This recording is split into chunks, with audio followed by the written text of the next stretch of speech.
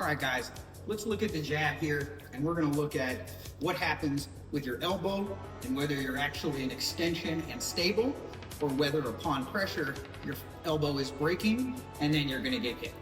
So let's look at pressure with the bag. So I'm gonna send it back and forth to me, and I'm going to try to stop it.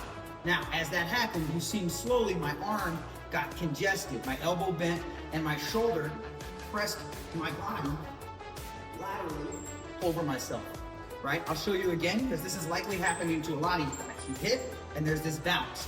Now, it's not at extreme, it might be subtle, it might be there, but you see my hips were in front of my shoulders for a brief moment. That makes me super susceptible to getting knocked the fuck out.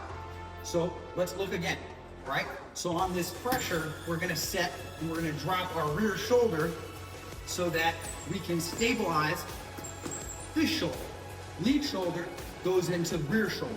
Again, that's a super important concept. So if I let this shoulder fold forward, then this joint ejects out. So what that looks like, again, is if I'm here, this is ejecting out, right? You see my shoulder gets pressed back. So we're not gonna let that happen. Again, we can do this relatively slow to fix it up, but we're gonna start with the jab pressure and we're gonna look at extension, right? Then we can work on that off of a little swing so that we don't break posture. Then we create a bigger swing, right?